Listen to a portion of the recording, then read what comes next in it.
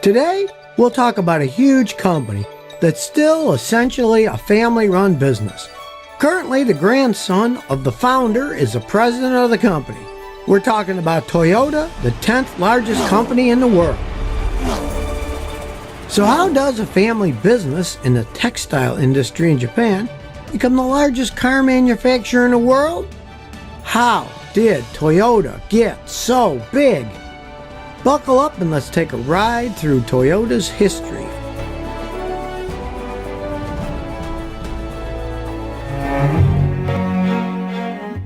The story starts with a simple farmer carpenter and a weaver in Japan.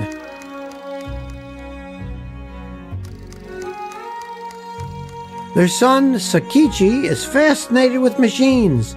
He wants to make weaving easier. So he invents multiple weaving devices and looms, which are machines that make fabric.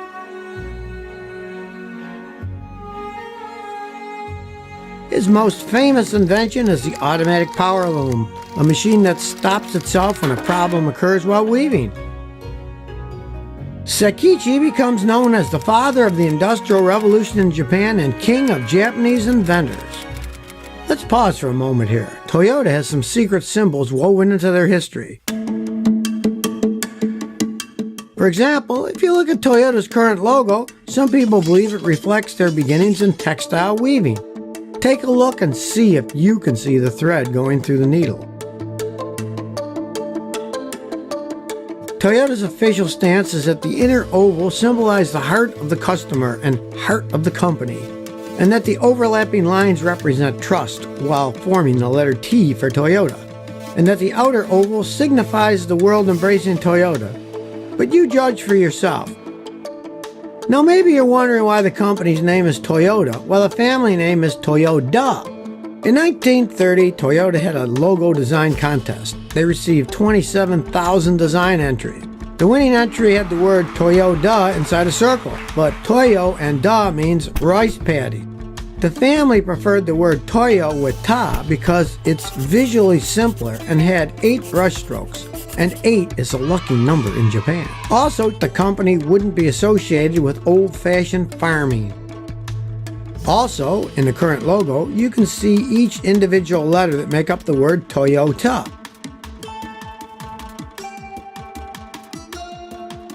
Now back to our story. Sakichi's son is Ichiro. The year is 1929. He's 35 years old, and he's in Detroit, the heart of the young automobile industry. He's there touring all the leading automobile companies.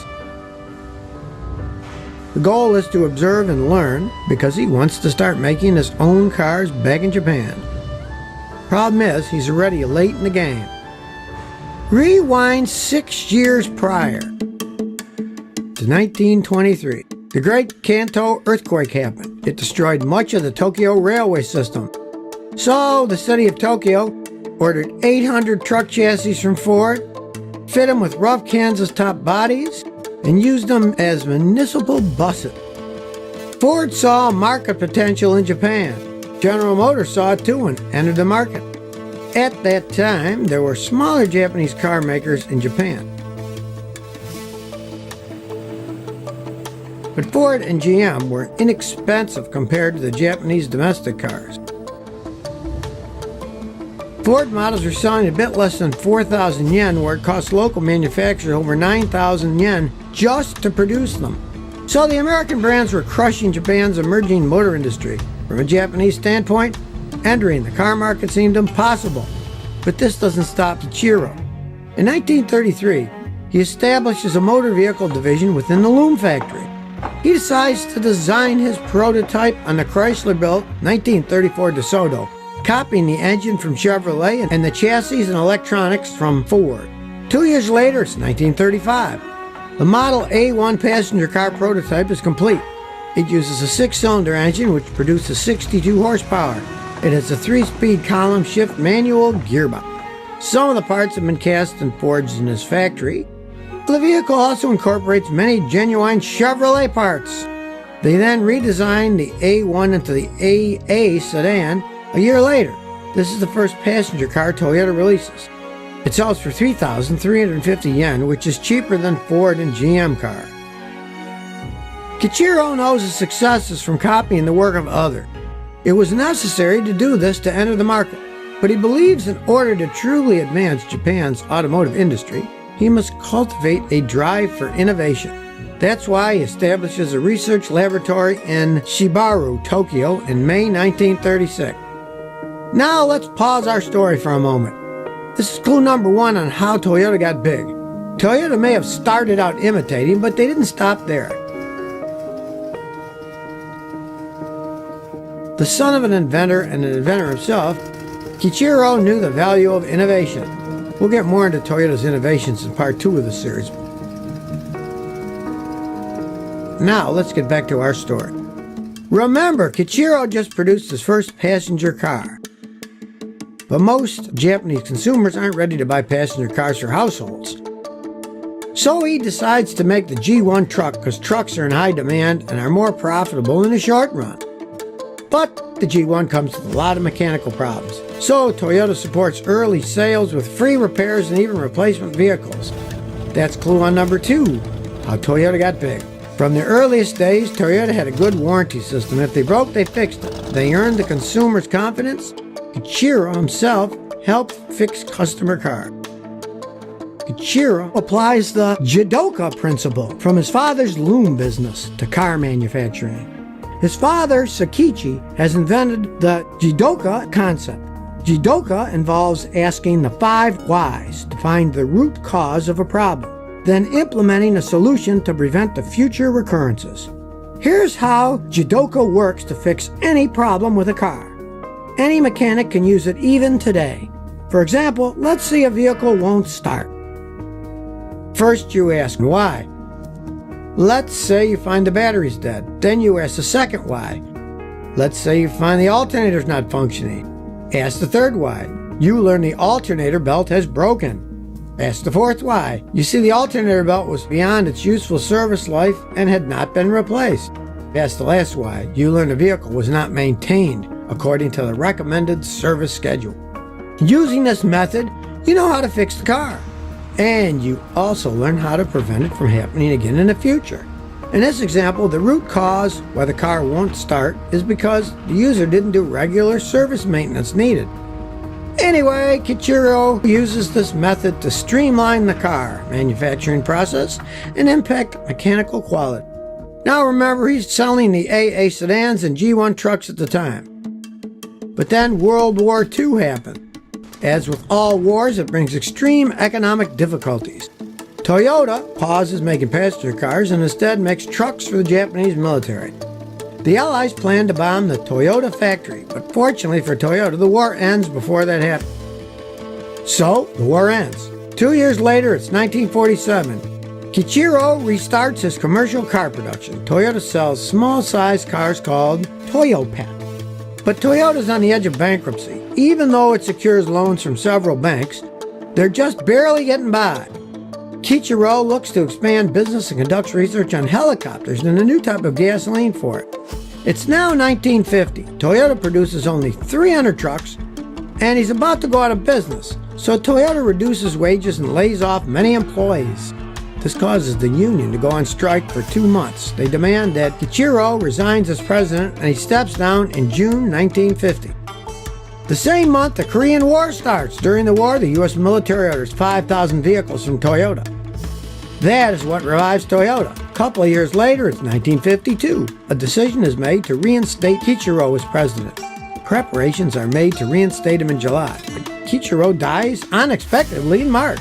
He's just 57 years old. This leaves Taizo Ishida to continue as president. Taizo originally took his position when Kichiro stepped down. He was personally trained in the loom industry by Sakichi Toyoda. He saw himself as Toyota's caretaker and looked after the company during the labor dispute. Under his leadership, the Crown is introduced in 1955. It's Toyota's first mass-produced passenger car in Japan. 2 years later, the Crown becomes their first vehicle to be exported to the United States. But it fails in the U.S. market. The price is higher than the European imports, and it lacks horsepower. Some say it's because of Toyota's unsophisticated marketing. The name Toyopet Crown is unappealing to Americans since it contains the words toy and pet. Hard not to agree with that. After all, who wants a toy car? Although there are fans of the Beetle and Mini, so why not Toyopet? Anyway, in its first year, it sells only 287 vehicles. In 1960, it sells just 659. Compare that to the Ford Falcon, which sells 435,000, and Chevy Corvair, which sells 250,000.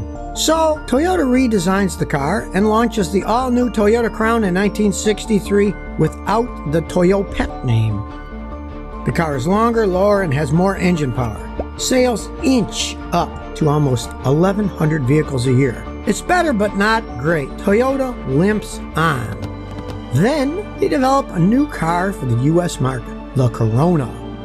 Toyota makes huge improvements and designs the Corona with America's open roads in mind.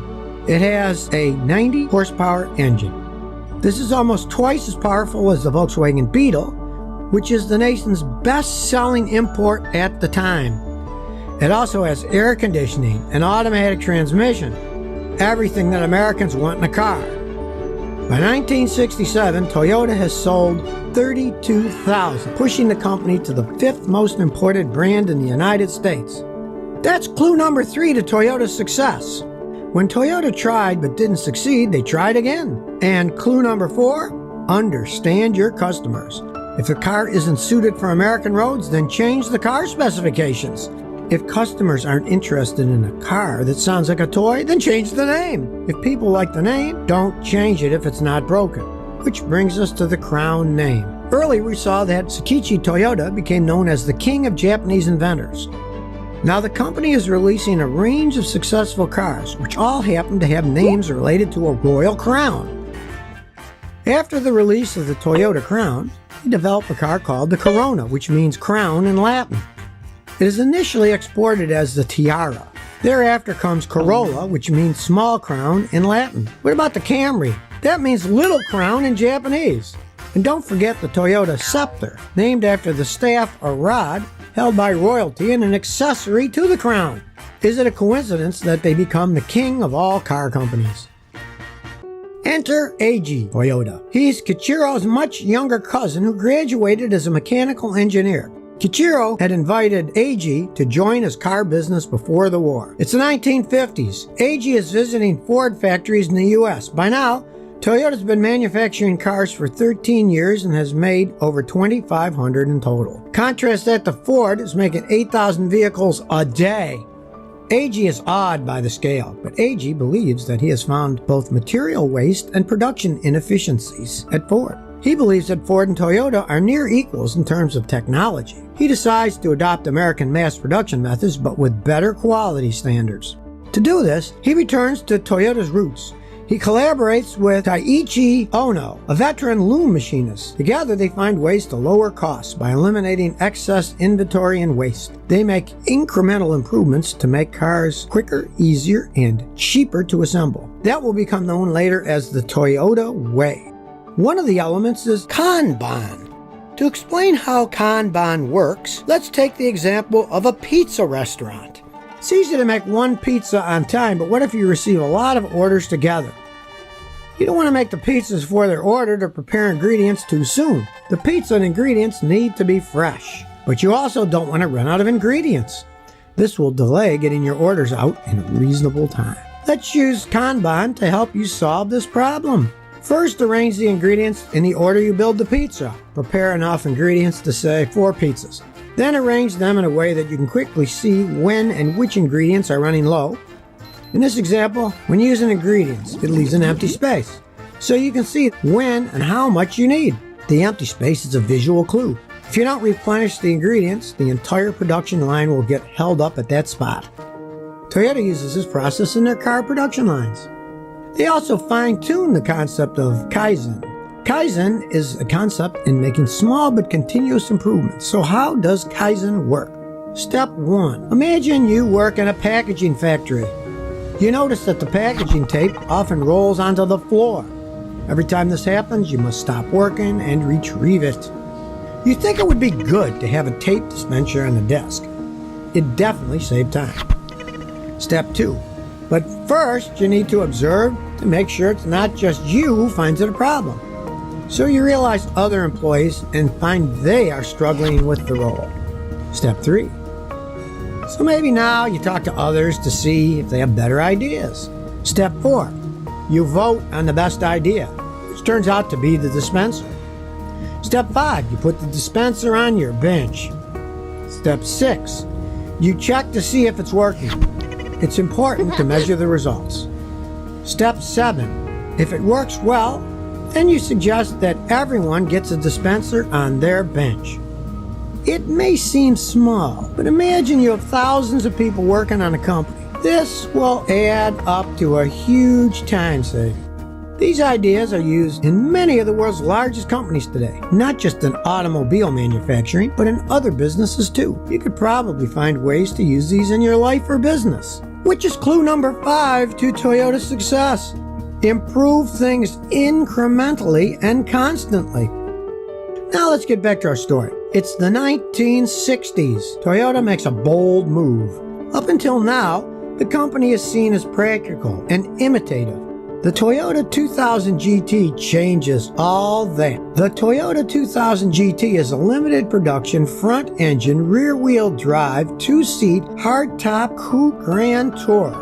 It's designed in collaboration with Yamaha and revealed at the Tokyo Motor Show. It receives rave reviews and is compared favorably with a Porsche 911. The car wins 3rd place in the 1966 Japanese Grand Prix.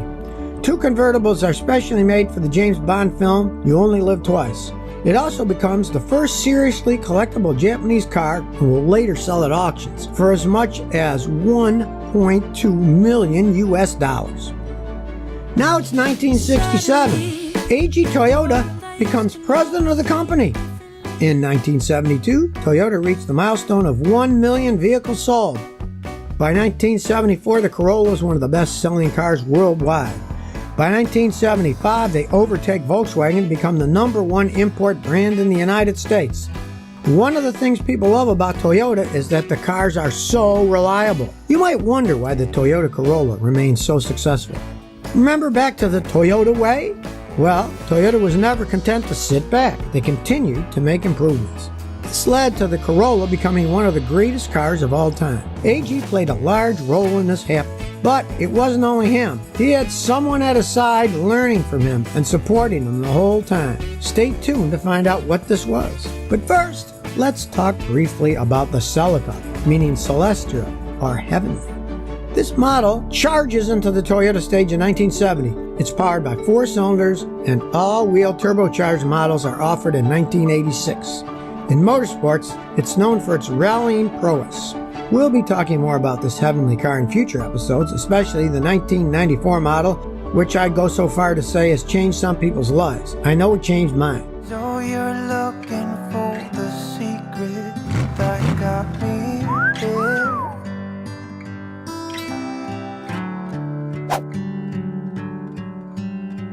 Some kind of magic ingredient that takes you there.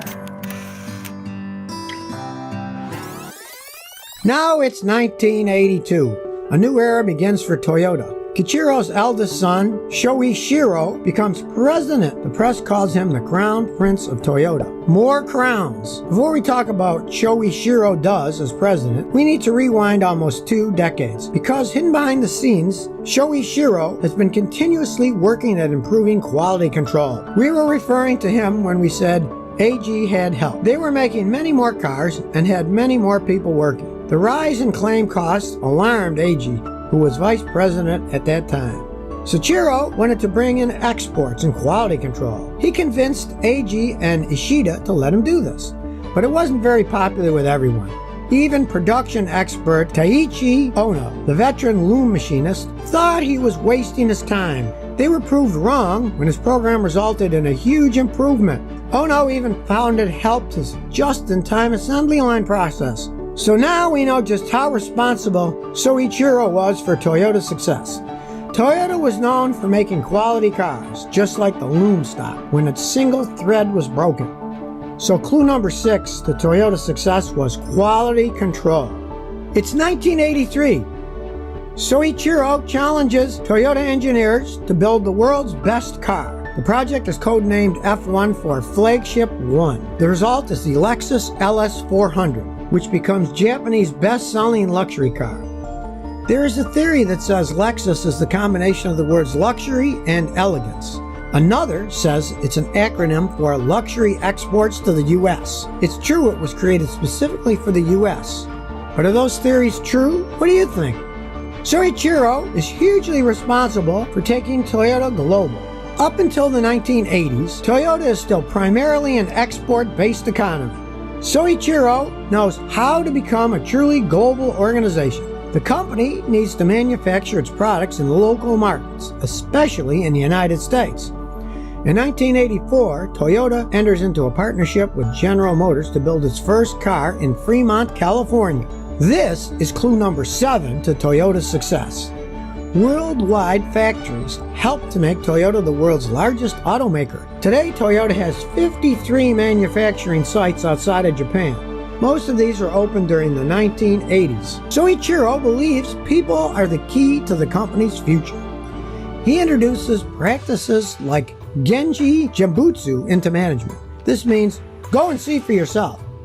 So, if there is a problem, a manager must personally go and observe the problem to understand it.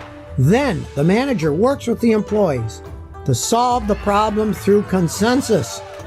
In the early 2000s, Soichiro is considered Japan's leading voice on international cooperation and globalization. He believes in people, and so does Toyota, which is clue number 8 in Toyota's success, investing in people. It's now 1997. Toyota launches the first mass-produced hybrid car, the iconic Prius. Prius is Latin for go before, and the Prius lives up to the name. It's the first hybrid car in the world to be mass-produced. Some say its importance in the history of car manufacturing is equal to that of the Ford Model T, because it symbolizes the new electric era of cars. It's economical with minimal emissions. It becomes the world's top-selling hybrid car by far. You might think that this is because it's the first to market, but actually this isn't the reason. Honda Insight arrived in the US first, but Prius was the first to launch globally.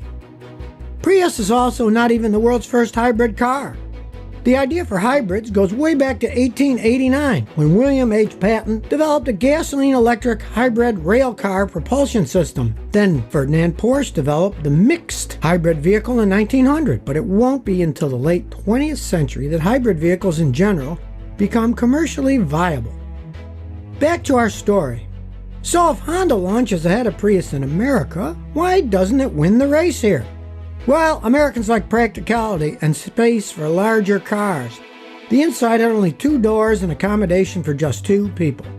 It's less practical for most Americans. The Prius, on the other hand, has space for 4. In the battle of the hybrids, Prius leads not only America, but in the rest of the world too. It doesn't surrender its position. After Prius, Toyota looks for more ways to become environmentally friendly. This is clue number 9 on how Toyota got so big. The world is moving towards green energy. So too does Toyota. And it's not just cars. The company receives criticism because manufacturing Priuses has a larger environmental impact than most cars. So Toyota genetically engineers the Toyota flower. Its purpose is to balance the carbon dioxide released into the Prius assembly plant. 2 new species were created from cherry sage and gardenia. One absorbs nitrogen oxide. The other creates water vapor to reduce the temperature surrounding the factory. Toyota continues to improve the manufacturing processes. In 1999, they introduced the Kanban system. Earlier in part 2 of our history, we explained how the traditional Kanban system works. If you missed it, click on the link below. Remember the pizza shop? You keep just enough ingredients ready for a set number of pizzas. As you use ingredients, you replenish what you've used and continue assembling the pizza. Of course, it's much easier to manage this if you're in the pizza shop and can see when ingredients are low. But at a car manufacturing plant, the parts can come from far away. It's hard to keep track of something you can't see. So cards are used to keep track. When a parts container is empty, a card is placed inside each container.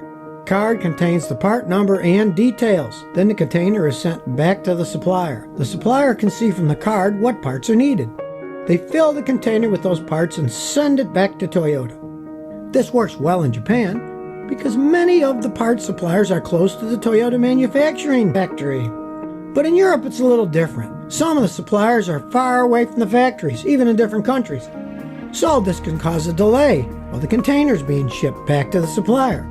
The solution is Econbon. The cards are still used between different departments inside the factory, but every day the information of the cards is uploaded onto the database. Suppliers download the data using the internet. It's just like receiving the physical cards, except quicker. The data tells them exactly what parts they need to send. They immediately dispatch the parts. This cuts the cycle time in half, which reduces storage, which reduces shortage of parts and ensures production is not interrupted. Now this might seem a simple and obvious solution, but remember, at the end of 1999, only 4% of the world is using the internet. But let's get back to what's happening at Toyota. It's 2009. Akio Toyoda becomes president. He is grandson of Kiichiro Toyoda. I never met my grandfather, but I tried to think what he think. Big news for Toyota. Kiichiro Toyoda has been inducted to the Automotive Hall of Fame.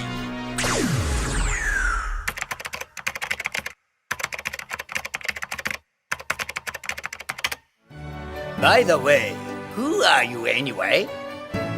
I'm Akio Toyoda, your grandson. Oh, what do you do now? I work for an automobile company. I hope it's Toyota. Akio Toyoda is a master driver. He has spent countless hours behind the wheel of his third-generation A80 Supra. No surprise that this motor enthusiast backs Toyota racing projects. Before becoming president, he worked on the Toyota GR project, which stands for Gazoo Racing. Gazoo refers to the word garage. It is an intimate place where the team works together to improve the finest details. It's this idea that drives Toyota Gazoo Racing to make better cars. Akio believes that Toyota must manufacture cars that are fun for every Toyota customer to drive. With Akio steering the company, GR finally wins at Le Mans and also wins victories at the World's Rally Championship, the Nürburgring 24 Hours, and Japan's Super GT Series. It's 2019. There's a mystery surrounding a Toyota driver at the Nürburgring 24 Hours. The driver is Mr. Morizo, who turns out to be none other than the 63-year-old Akio Toyoda. He is racing the 90 GR Supra. Akio has used the name Mr. Morizo before. Mr. Morizo is the nickname of a green shrub that was the mascot of the 2005 World Expo. This expo was held near where Toyota is based in the Aichi Prefecture. The theme of the expo was nature's wisdom, and it focused on ecological coexistence and renewable energy. The name Mr. Morizo hints at what's to come, which is renewable energy. But it's also been used for racing performance cars. Will we see energy-efficient or performance cars in Toyota's future? Turns out we will see both. It's now 2014. The Mirai, which in Japanese means future, is unveiled at the Los Angeles Auto Show. It's the first full production hydrogen fuel cell car.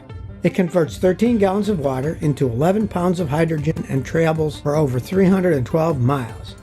It is the most fuel-efficient hydrogen fuel cell vehicle rated by the EPA, and the one with the longest range. Fuel cells are a little like a cross between battery power and an internal combustion engine. Internal combustion engines work by burning fuel to generate heat and push the pistons. Fuel cells use pressurized hydrogen. So instead of burning the fuel, the hydrogen is chemically combined with oxygen in the air to make water. This process is a little like what happens in a battery. The process releases energy. The only waste product from this process is water, which they say is so pure you can actually drink it. Not saying you should, I prefer it from the tap myself. So if you do try, remember it's at your own risk. In 2018, Akio receives the Ichigones Trophy for bringing back cars that appeal to motor enthusiasts. This trophy is named after the celebrated car designer, Sir Alec Ichigones, creator of the iconic Mini. When accepting this award, Akio pays tribute to his grandfather, Kichiro Toyota. So here's clue number 10. Make cars that people want to drive, whatever the reason, whether it's fun, whether it's just to get around, or for the pure joy of driving. I am the third generation Toyota to lead this company. And perhaps you have heard the saying that the third generation ruins everything. Well, it's something I've heard all my life. And it's something I'm determined to prove wrong. And that is the story of how Toyota got so big. A company that started as a family business in the loom industry in Japan and became the largest car manufacturer in the world. We have more exciting content coming real soon, so subscribe and ring that bell to get notified of our next episode.